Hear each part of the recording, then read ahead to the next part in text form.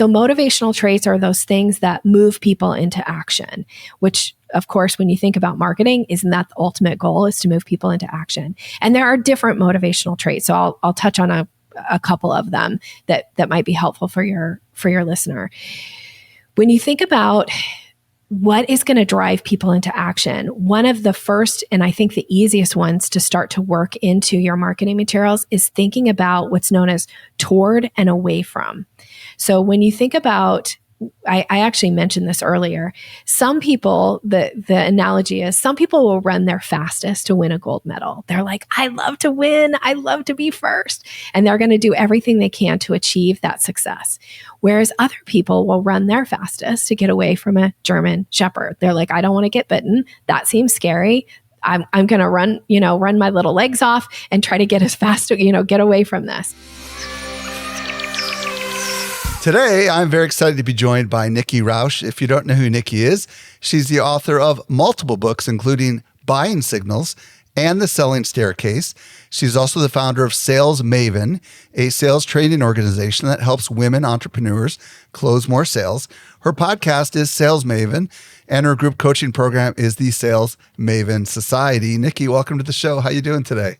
I am fantastic. Thank you so much for having me. I'm excited that you're here. Today, Nikki and I are going to explore how to use neural linguistic programming for greater influence and sales. And if you don't know what that means, we're going to get to it in just a minute.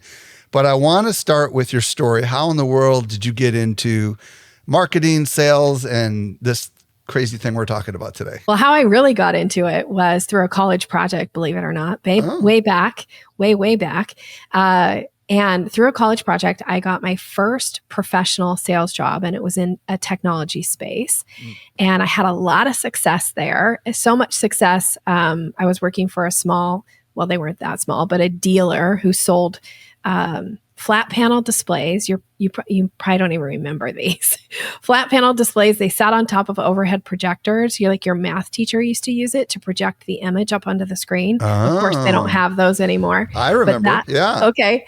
But that's the first piece of technology I started sharing. And I did really well there. I moved my way up from being like a dialing for dollars outbound sales rep to becoming their national sales manager. And then I moved to the manufacturer side.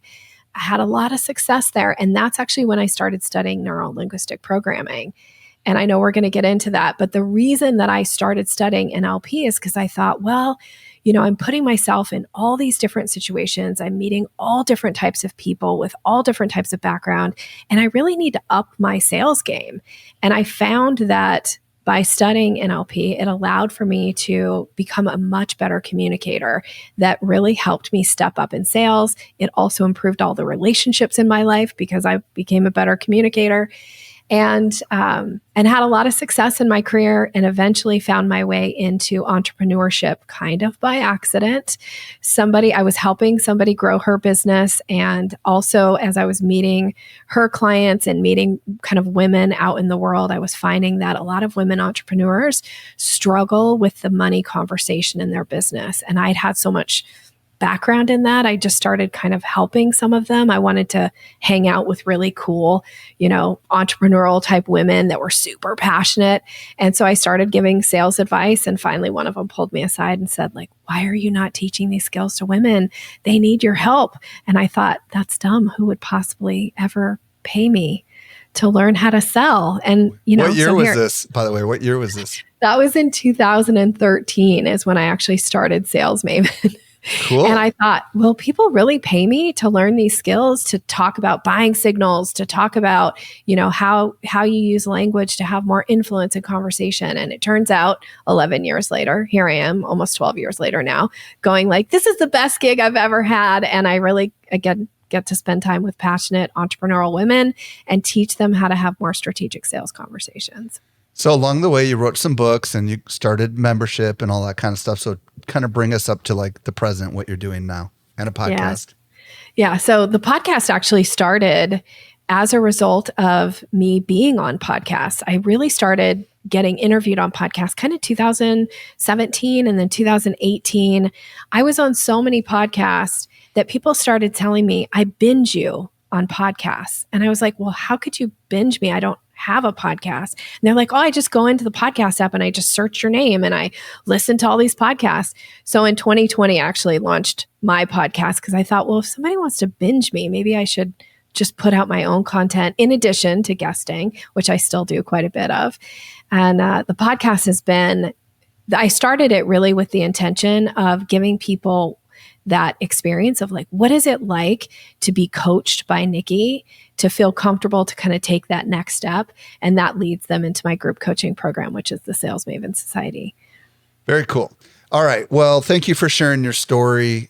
Let's start with, why should marketers care about neuro-linguistic programming? Because obviously it sounds like it's got great applications in the sales world. What about marketers? Well, the reason marketers should really care about NLP for short is that it's about having influence. And isn't that what marketing is about? It's about encouraging people to take action. And so with NLP, when you learn how to use it effectively, you'll find that you have more influence in your conversations, in your content. It really kind of, it brings somebody to want to take action. And I know I shared this with you when we were talking earlier, like my all-time favorite quote, which I think is the perfect example to exemplify like what is NLP is, or what does that mean, is blessed are the flexible, for they shall not be bent out of shape. And NLP teaches you how to add flexibility to your behavior, to your marketing, to your language, to the message that you're putting out into the world, so that you can attract the right people and frankly, repel the wrong ones. Interesting. Okay. So just so I fully understand the why case here, neuro-linguistic programming will help anyone who has a message that they're putting out to the world to connect with that correct audience. And when that happens, that will increase the likelihood that they will follow you, want to consume more of your content, want to check out the products and services you have to offer. And in a world where awareness is a struggle because there's so many people creating so many different types of content at varying levels of quality, if you can understand what neuro-linguistic programming is, you can increase the likelihood that you will be more successful. Is that really what I'm hearing you say? You nailed it. You nailed it. 100%. Yes. When you make it easy for people to take action, when it feels like, oh my gosh, this is speaking right to me. This is speaking to the heart of my issue. And therefore I want to take action, or I want more, or I'm going to follow this person. I'm going to listen to their, podcast. I'm going to consume their content, which is why we're putting content out into the world, right? When you make it easy for people and it feels like you're speaking right to the heart of their matter, of course they're going to be in. So the other thing too is it kind of sets you apart from all the other marketers out there where everybody's using kind of the same messaging, the same format. Like, is there a way for you to stand out? Because isn't that what we're trying to do, is differentiate ourselves so that we, again, identify who are our right fit clients. And frankly, I'm a big fan of repelling people who aren't the right fit, because that takes up time, it takes up money, it takes up energy. So we want to bless and release people as fast as possible who aren't a good fit for our products and our services. Bless and release. I like that. Okay, let's define what the heck neuro-linguistic is, and then the programming side of it. Let's break it down in a way that people can understand it, and let's go as deep as we can go just so people can grasp what it is. So neuro has to do with how we process information in our brains. Okay. Linguistics is language. So language is how do you speak to others? How do others speak to you? And also any internal dialogue you've got going on, because there's a lot of uses for NLP, not just sales and marketing. So any of that dialogue that's going on, important to recognize, because language has influence, right? And there's lots of words that you can choose, but when we start to understand that the words that we choose mean something to somebody else, it's kind of like you've probably heard this analogy a million times where they talk about the iceberg, right? Like what you see above the water is just the tip, and what you see below the water, like that's where the bulk of it is. So when you're choosing words, sometimes it feels like, I'm just choosing a word, but what you're really doing is that's the top of the iceberg. And words have meaning, and meaning is what causes people to take action. When something means something to somebody, now they're going to take action on it. So that's the neuro, the linguistic, and programming is about habits and patterns. And when you can recognize as a marketer your own habits and patterns that could actually be limiting you from attracting your ideal clients and or the habits or patterns of your clients, your ideal clients, how can you work that into your marketing to, again, to attract more, right? Like attracts like. We want more of our ideal clients typically. Okay, so what I'm hearing you say, neuro is the brain, Yes. and the neurons and stuff that are happening inside of our brain, right? Linguistics is the science of language, right? And Yes. something along those lines, right? It's how we use language, right? And every culture has its own use of language, right? Yes. Every language, like English language, is going to be different than Chinese or Japanese, for example. And then programming, it sounds to me as if programming is a little bit about like the way we, and it sounds like it could be different for every person, but the way we react to the language we hear, is that really what you're saying with the programming? Or is it more about reprogramming kind of ourselves? Like, talk to me a little bit about the programming side of it, because that word can mean so many different things, right? Yeah. With coding, it means like to make something. But with training, it might mean to like acclimate people into a certain kind of belief system. With things like growth mindset, that's also potentially programming. So let's unpack the programming side of it, because there's so much there, right? Yeah, you're right. There is so much there. And the thing about programming, what you said here, because how I define NLP, or how NLP is not defined, not just me, but it's about habits and patterns, right? And most of us default to our habits and patterns. And so it requires, if you want something to change in your life, you've got to make some effort here to change some kind of a habit or pattern. Now, sometimes habits and patterns, to understand them, are super impactful, because it's that like, oh, forward momentum, this is my habit. So of course I'm going to, sign up for this program. Of course I'm going to participate in the program because that's my habit or that's my pattern. And then there's also like where you can use habits and patterns for like pattern interrupts. Do you want to help change behavior? Does the client or the prospect want their behavior to be changed? So can you speak to that in your marketing? So it really kind of goes back to what's the outcome that you want here, and what are you trying to do? It can be hard to change somebody's habits and patterns if they don't know that it's like, that's just how I show up in the world. But in reality, there's a process and there's a program for how you show up in the world. And when you can understand your own process, when you can understand other people's process, it allows for you to have more influence. As I start to think about this whole world of that we're in as marketers, a lot of marketers are in the business of persuading as our salespeople, right? Our job is to kind of understand where someone's coming from, and to try to present them an alternative reality, right? That is better than the reality that they're in right now by buying our product or service. How is the concept of persuasion different, or do the Venn diagrams overlap a little bit here? Like, help me and my audience understand concept of persuasion and the concept of NLP, and whether or not they're kind of one and the same or have a little bit of overlap.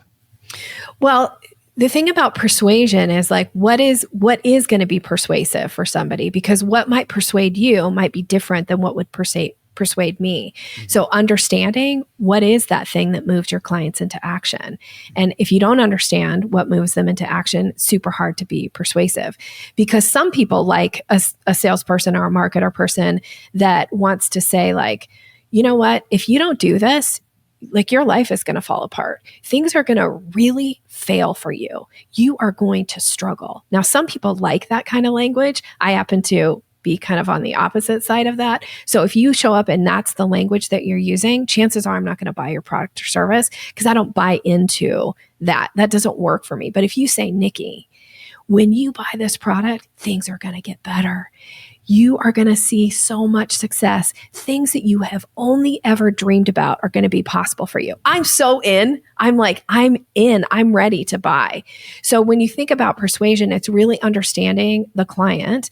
Now, there are some things that go into that, because sometimes and I know we're going to get to this, so I don't want to jump too far ahead, but at some point you need to think about, where do people fall? Your ideal clients, where do they fall? Because not everybody wants the, like me, the, what am I running towards? Some people need a little bit of like, what do I want to avoid too? And so you need to work that into your marketing. So when you think about persuasion, it's like, what really moves your clients into action? I know marketers love to hit on pain points. Again, I feel like I'm jumping ahead here, Michael. So well, okay, I want to ask you this question because Okay. somebody in my audience is going to want me to ask this question. Okay. Isn't NLP mind control? Because maybe they've heard people slimily use this technique to try to get people to do something against their wills or wishes. Is it or isn't it? It's not mind control. The thing about, if you're selling to adults, which I still have yet to find anybody who the adult isn't the ultimate buyer, right? Even if you're selling kids' toys, it's not necessarily the kid going out and spending the money on it, right? It's the adult. So you're selling to adults, and, is it mind control? No. It's really not. It's learning how to have more influence. The more influence you have in the conversation, the easier it is to move people into action, right? So it's not mind control. That's one of the things. And I do get that pushback quite a bit. As a matter of fact, when I left my corporate job and started helping somebody grow her NLP practice, there was a rumor that went around that I had joined a cult. Because that's what people thought. They were like, Nikki joined a cult. This is crazy. There's nothing cultist about it. It's really about, do you want to have more influence? Do you want to make more of an impact in the world? And do you like having tools at your disposal to do that? I mean, I know I've been listening to you, and you've been talking a lot lately about AI and the tools that are out there and how it makes your job better and how it makes you more efficient. NLP is just another tool to be used. Now, can it be used for bad? Just like any tool. Can it be manipulative? Yes. But again, you're selling to adults and they get to make those decisions. Okay, perfect. So let's assume right now that we are interested in understanding, like wanting to get started with NLP. Where do we begin? Where do we need to start? Well, I teach that the foundation is built on rapport. And if you don't have rapport, it's very hard to sell to somebody. So you want to think about, do you have permission to sell to this person? You definitely have permission to put marketing content in front of them, but we all know what it's like to look at our email every morning and have, 18 emails from somebody saying like, I went to your social media and I checked it out and you really suck at social media and you should totally hire me. And you're like, delete. You don't have my permission, first of all, to look at my social media and then to comment and also to bash me about it, right? Like that doesn't actually work. I don't know. I don't ever buy from those people. If somebody's listening, they're like, oh, I love that. I love when people tell me I really suck. And then I go and buy from them. Chances are you are an anomaly. Most of us are like, do I even want help with social media? And then if I want help, are you the person that I'd be interested in getting help from? Like, are you building relationship? Are you building rapport? So I think about your foundation being rapport, and relationship matters because there's so many choices out there, right? There's so many people we can hire. There's a million sales coaches out there that you can go and hire. But do you want to work with a sales coach who really resonates with you? Chances are yes. Like you're not going to go hire a sales coach that every time the person speaks, you feel like gagging, right? Like, oh, I don't want to work with this person. So are you making an impact in the world? And are you able to communicate in a way that, again, draws people in, makes them feel comfortable? Because ultimately, they're the decision maker. Okay, cool. Any thoughts on how to actually do that? Specifically, when we don't have the advantage of having a one-to-one conversation with somebody like a salesperson would? Yeah, there's a few ways that you can do this. So I love the language piece. The language piece is the stuff that gets me really excited. And I spend a ton of time working with my private coaching clients on tweaking their language, whether it be on their sales page, their email communications, their conversations that they're having once they bring the lead in the door. How do they actually close it? So there are things that you can do that will repel people, and there are things that you can do to draw them in. One thing, first and foremost, is be thinking about how is your messaging coming across. Most of us write our messages, our marketing messages, and all of our messages because we're thinking it, like we have thoughts, and then we write it out. But that is your thought. And is that actually going to resonate with the reader? And from a sales perspective, this is the thing I think I always tell my clients, like I will give you technique, but I want you to know that I'm always thinking about your client. And every piece of advice I'm giving is thinking about how is your client or prospect going to respond to this?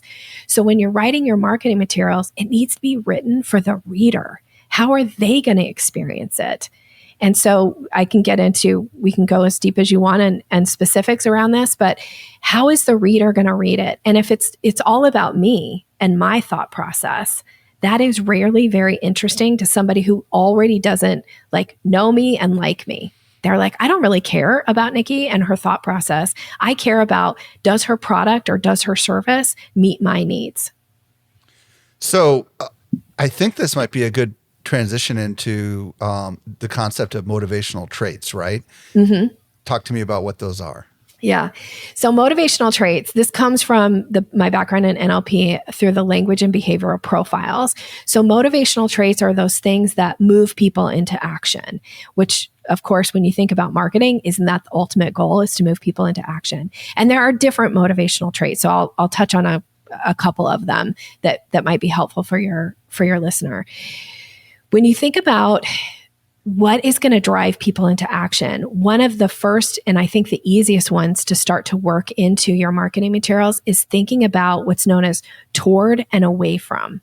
So when you think about, I actually mentioned this earlier, some people, the analogy is some people will run their fastest to win a gold medal. They're like, I love to win. I love to be first. And they're going to do everything they can to achieve that success. Whereas other people will run their fastest to get away from a German Shepherd. They're like, I don't want to get bitten. That seems scary. I'm going to run my little legs off and try to get as fast, get away from this. So the things they don't want. So there's this idea of toward and away from language. Now, I also want to comment here and say that people fall on a spectrum, right? So like everything in life, there's certain people that will kind of be in the middle of the spectrum. There's certain people that'll be more towards one side or the other. And in your marketing, if all of your language is written from a away from strategy, like you want to stop this. You don't want this. You're afraid of this happening. That's all away from kind of language. Well, what will happen is you'll eliminate the people who are really motivated towards the toward language. So it's learning how to bring a mix of it in. And one of my rules on it is because I'm very toward, so that might not be surprising as you listen to me speak. Like I want to win. I want the success. I want the change. Whereas somebody else maybe doesn't want to lose. They don't want to keep things the way that they don't want the status quo anymore. It's the same thing, but one is away from language, one is toward language. So I tend to write a lot of toward language and I have to go back and I'll say, okay, if I've got 5 bullet points here, I want 3 of them to be toward language because I like working with people who are similar to me. So that towards mentality. But then I've got to work 2 of them to be away from language. So the things they don't want, the things they're ready to stop, the things that they are, sick of. And so when you're thinking about your marketing, it can't all be one or the other because you will eliminate a huge potential group of buyers by doing that. Let's do a hypothetical. Okay. Let's pick any topic that you want and give me some examples of, and it could be with a client, it could be with your own business, just so people can wrap their head around this towards versus away language. Yeah. So one example of putting together an offer, right, of the what's going to drive behavior. And if you ask clients, they'll tell you like, what was the thing that got them to buy, right? And a lot of times they'll either speak in toward language or they'll speak in away from language. But the fact of the matter is I have enough clients that I can hear often where maybe some people have a mix of it, but they'll tend to have one like be stronger in one modality than the other, either the toward or the away from. So a specific example of a client who shows up, and if I only speak to her in toward language, it's like the lights are off. Like she doesn't come alive in a session with me.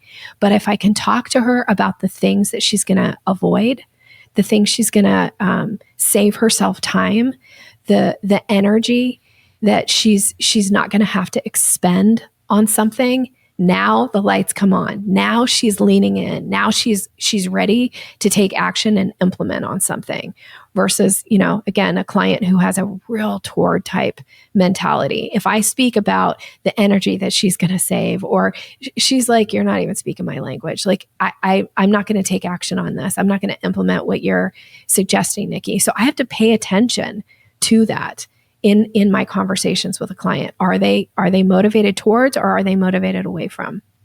So let's just pick an example, and I'll free flow with you a little bit. Okay. You mentioned earlier I have a show where I cover AI called AI Explored, and I've spoken to a lot of people who are all over the spectrum as far as their level of interest related to AI. And there are some people who are absolutely scared that AI is going to displace their job, and for them, they are running towards, well, technically they're running towards something, which is a future where they're more valuable, and they're, because they know that just around the corner is some other marketer who's AI enhanced that's coming for their job, right? So maybe technically they're running towards a better enhanced future for themselves. Another benefit that a lot of marketers love is how it allows them to have increased productivity and also increased creativity. And they desire to run away in this way from the overwhelm that they're facing right now, right? So I could talk about like, hey, if you're facing a lot of overwhelm and you've got no time to do deep work, AI is your solution, right? Yeah. That's like running away from it, right? That's right. But if I want to say imagine a future where you had all the time you needed to accomplish the deep work that you want to achieve.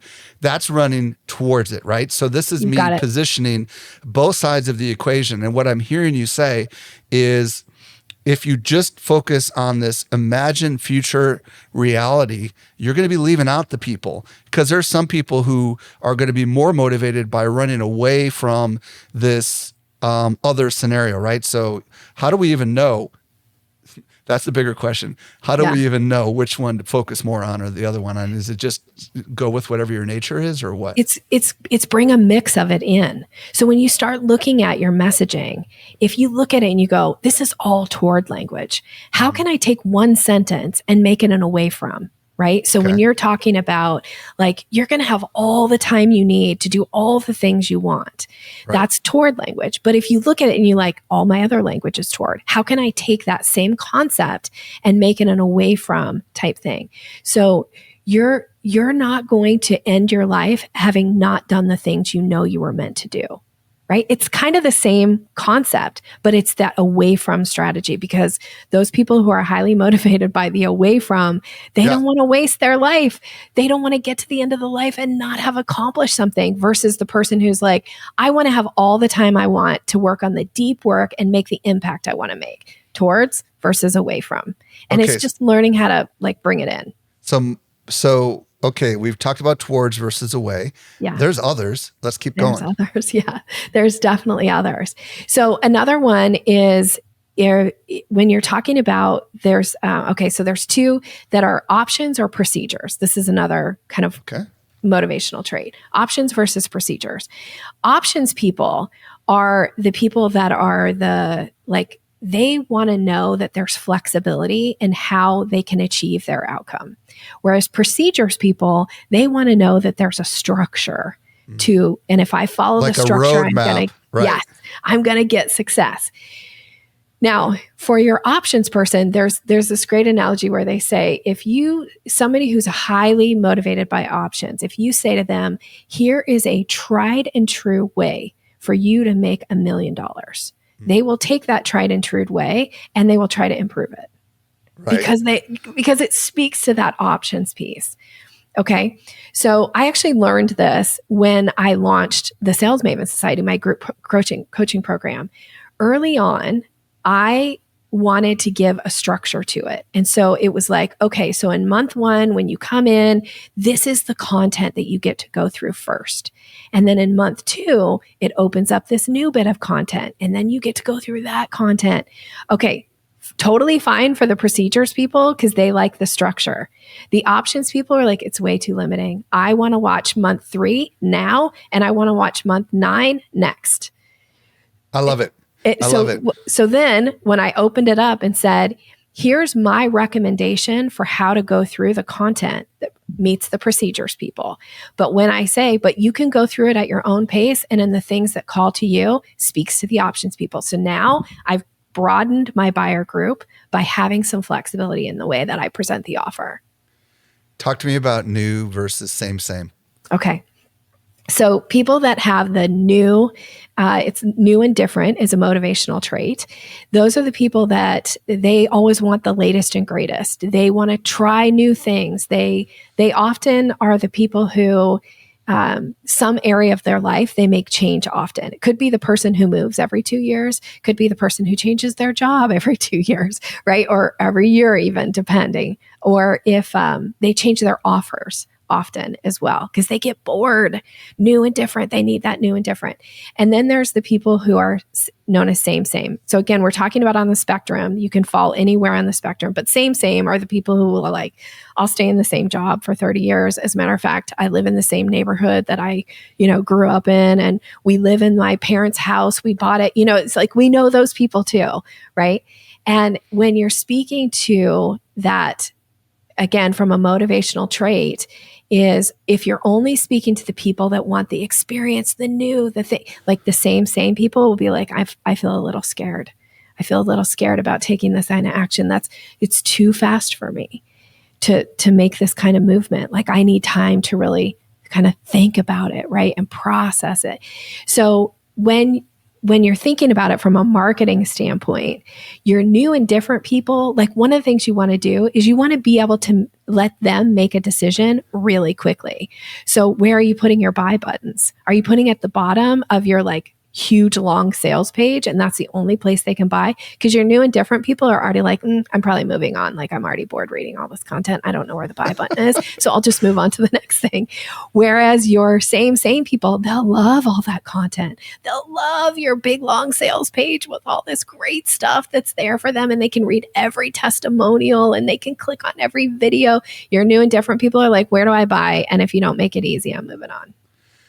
This is really fascinating because recently, as of this recording, I published a special episode of my podcast where I talked about marketers are not realizing what is happening. And when I got near the end of the podcast, I addressed 2 different people in my audience: the lifelong learners, which I call the new and different people, and the people that are all about systems and processes. And I had a message for each of them. And for the lifelong learners, I said, look, this is an incredible opportunity for you to learn AI and really get a competitive edge on a lot of other marketers that are going to be slow. And it will enable all these things. And then to the people that are systems, procedures, and love structure, I said to you all, hey, I don't want to be the bearer of bad news, but something's going to have to change. Like, this is a time for you to break your patterns and embrace something new, or you will be left behind. And I was very, direct with them. And I said to them, I understand what your fears are. However, there is something great and beautiful waiting for you on the other side. And I went on to explain that everyone who's ever embraced AI has actually come out with newer, better procedures and happier in the end. So I kind of employed these techniques You sure did. in a really cool way, which is kind of fun. So that's just an example that came to my mind. That's a perfect example. Yeah, I'd love to talk about story versus highlights too, because that's something we talked about when we were prepping for the show. Yeah. So story versus highlights also speaks to like options and procedures people. The options people are more like just the facts, like give me the bulleted list, make it super easy for me. Whereas the story people, which this sometimes I always feel like, is this right? Like I have to look it up every couple of years to remind myself that yes, procedures people, they love the story. Because the thing about a story, a well-told story, is it has a beginning, a middle, and an end, right? So it's a process. So your procedures people will love the story. Nothing wrong with putting story in your content. And again, you'll attract a certain type of buyer. But for somebody who has that options, they're really options driven from a motivational trait, the story, they'll get lost in it. So when I'm thinking about copy and when I'm putting marketing content out into the world, I'm always thinking like, is there white space? Are there bullet points? Is there bold in here? And then if I'm going to tell a story, do I break up I probably have more paragraphs than most people because, is the content somewhat scannable too? Because again, your story people, they'll read the whole story and they'll love it. But your options people, they'll want just the facts. Like, just give me the facts. Let's move through this. This is absolutely fascinating to me on many levels because as I'm listening to you, I'm thinking about this show. This show is not for people that want the highlights because this is a 45-minute interview that starts with a story, right? And there might be some of my listeners that fast forward through the story, but if they've listened long enough, they know I always start with the story. And if they want the highlights, I would imagine they would probably just go read the article version of this, right? But I'm a strong believer that all people really enjoy story. I'm curious in this case whether or not people can vacillate back and forth depending on how much time they have. Like, do you find that you're either a story person or a highlights person, or could you be both depending on how limited amount of time that you have available to you at the moment? I'm just curious what your thoughts are on that. Well, the thing about motivational traits is they're context specific. So in certain contexts, I love story. So I will be really into story, and I love to hear at the beginning of a podcast episode what somebody's background is and what their story is. I love that. But there are times where I'm like, okay, give me the facts because of timing, right? So in certain contexts, I will change my pattern a little bit. Now, under stress and under, we will revert back to what our strongest modalities are. That's just kind of the nature, again, habits and patterns that we will revert back to.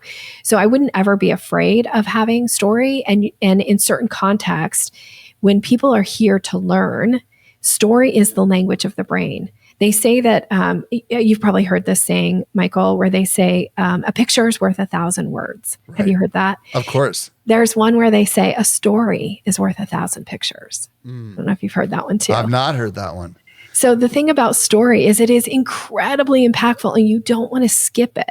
But you also do want to think about, like, if you're going to send out a newsletter about a podcast episode, you probably wouldn't put the whole transcript in there, right? Because we want to encourage them to go listen. But when you put the highlights in there, now it piques their interest enough to go, do I want to invest time and energy to get the full episode, the full story? Well, and it's really intriguing because I think about some of the YouTube videos that I see on YouTube or even television shows I watch where they'll put a couple of highlights of what's about to happen, just before, like they'll grab the money quote out of the interview, right? And or they'll take a couple of cool quotes that happen somewhere in the middle of the interview and they put it right at the beginning to kind of give someone a reason to stick out the entire interview. So far, here's what we've talked about. We're going deep on motivational traits, okay? And these are traits that move people into action. The first concept we talked about was toward versus away language. This is conceptually understanding whether our audience wants to move towards a desire or move away from a fear, right? Then we talk about options versus procedures. And this has to do with whether or not people prefer, on the procedure side, structure and formatting and clear delineation of here's the steps versus flexibility on the other side, which is the option side, where it's kind of like just a box of Legos, you know what I mean? And you can make anything with it, right? Yeah. And these are the people that probably tend to be a little bit more creative, is my guess, right?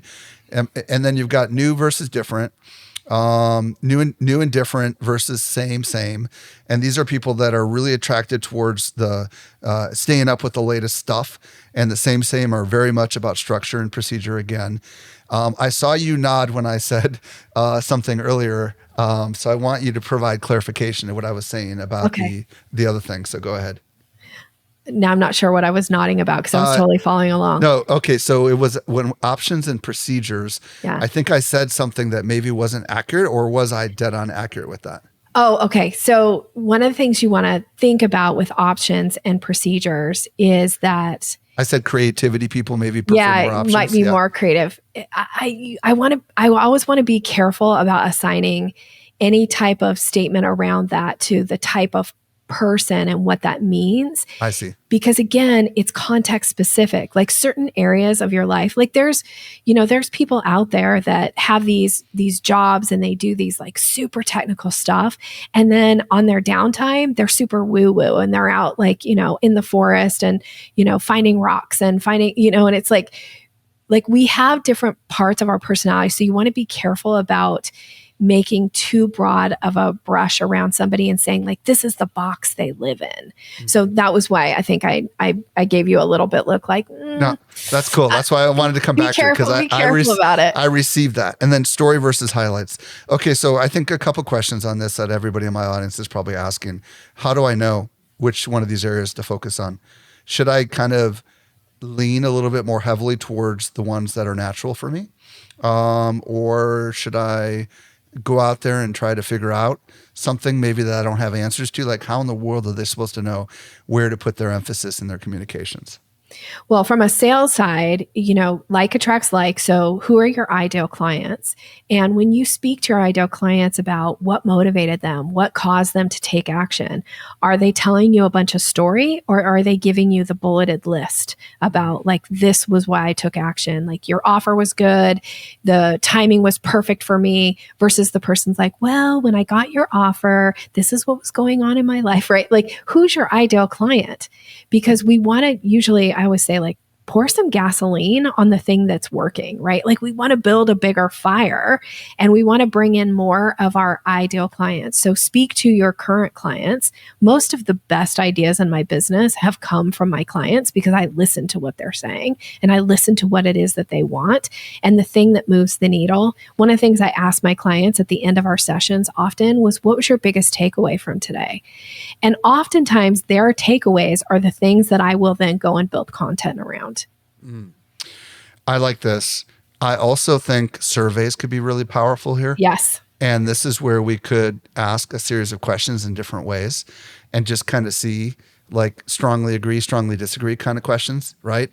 So we could take something in our business that we know we sell and for example, I'm selling AI related training, right, at Social Media Marketing World. So I could ask questions around that kind of get at whether people are more motivated to towards or away from certain kinds of languages, right? Yes. And then I could look. My other thought is if it's in your nature to speak one way and you've always spoken and communicated that one way, maybe you're a towards person and maybe you use highlights. How about using away, from language and just see if it works, right? And how about trying stories and just see if it works? I mean, I would imagine you could experiment with your written content or your spoken content, and then you could measure the reaction that people have to your content by the number of rich comments you get or the direct messages you get or the response to the emails you get. I don't know. I'd just love to hear your thoughts on how we can experiment with these things a little bit. Yeah, I think when you think about the stuff that we're talking about, it might seem like, oh, well, that seems too hard because I'll just revert back to my natural patterns, right? But the thing about, blessed are the flexible, for they shall not be bent out of shape, is how do you add tools to your toolkit? So again, I'm thinking about you and all these amazing AI tools that you're sharing with people.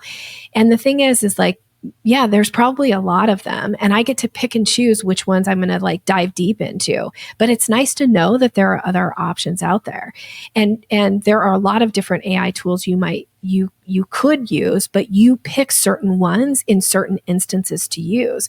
So just like what we're talking about with NLP, it's like, Can I bring in some away from language because I've only always done toward language? Can I stretch myself to learn a little bit of a different style? And the more that you learn, right, and the more that then your capacity, it becomes easier because it's like you're building a muscle. Just like the first time you went onto ChatGPT, right? Like I didn't know how to put a prompt in there, but now I've gotten better at it. And sometimes I still don't do great, but then I'll keep trying. And then I go, okay, so next time this is the type of prompt I'm going to use. So it's about, like with NLP, toward and away from language, options versus procedures, new versus same.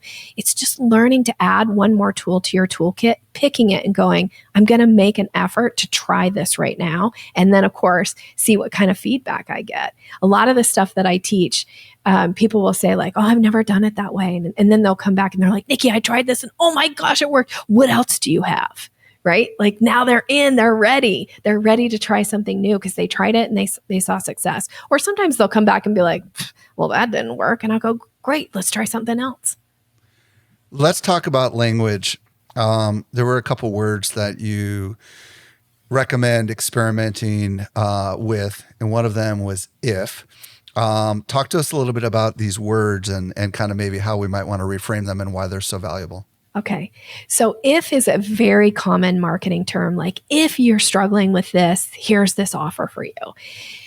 Now, the thing about if is it essentially says to somebody, slow down, think about it. Are you sure? Are you sure this meets your criteria? So I actually recommend, this is very NLP, and again, this is very Nikki and the sales kind of way that I sell, is I think I actually use when. So instead of if, it's when. So when you're struggling, when you're ready for a change, because now it's just that forward momentum of the person is like, yes, I am struggling. Yes, I am ready for a change. Not if I'm struggling. Am I struggling? I'm not sure. Am I? Let me think about it. Like, no.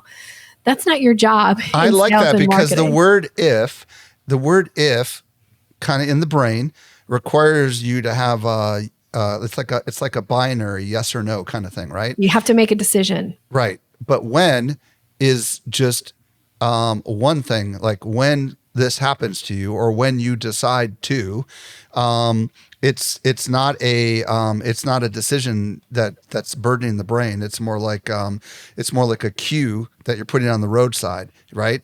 And that's really fascinating. So do you find that works really well? I do. I've been using it for years and I recommend it to my clients that they make this change. And the other thing about this is, again, do you want to differentiate? Do you want to stand out from the crowd? Because I guarantee you most all of your competitors are using if statements, constantly if. Now, do you want your content to read differently? Do you want people to react differently? You got to change up some of the words. And if is a really easy one to switch to when, and you'll find it works just the same. As far as like, you don't have to change even the way, like your bulleted points about what you go, like what goes underneath it. That content can still remain the same. You can have some toward and away from language in there. But at the same time, if you just get rid of the if and put the when in, it replaces very easily. It's not much of it's not a heavy lift of all the things we're talking about. This is a super easy one to change. What about the word can? Yeah. The thing about can is, again, it's a very overused marketing strategy. And it kind of implies to the reader, like it can do this, but it might not. Like it could help you, but it might not help you. So oftentimes when I'm looking at can statements, I say will statements. I'll replace them with will. This will change this for you. This will enhance this in your life, or whatever it is that you're putting behind it. Look at your can statements and can you change them to will statements, because you're really standing in your credibility and your authority. Like I know that what I teach works, and when my clients implement, they get results. So this will make a difference to your consultation close rates. This will make a difference to your open rates. This will make a difference when you do it. Now, if you don't do it, you're not going to get results, but it can make a difference to your open rates. That's so soft and wishy-washy. So again, look at your can statements. Can you change them to will statements? It's a stronger, more like I'm standing in my authority and my credibility, and I'm speaking from like what I know as my expertise. I love it because it's very declarative, and It is. You have to be brave to be able to make those kind of statements, and Yeah. you have to believe in what you're selling. And this has been absolutely fascinating. Nikki Rausch, if people want to discover more about you, do you have a preferred social platform for them to connect on? And if they want to work with you, where do you want to send them? Well, I'm going to encourage people to check out the podcast first and foremost, because obviously these are podcast listeners and they like a podcast. So check out Sales Maven. I tend to hang out most on Instagram. So Sales Maven or Your Sales Maven, I should say. And then if you're ready to take a next step, I'll wrap it around a gift for you. I have an ebook. It's called Closing the Sale, and it talks through some really simple language that you can switch up in your sales consultation calls and build your confidence in closing those calls more quickly. And you can get that by going to yoursalesmaven.com/ebook, and I'll gift that to you, and then we'll be connected.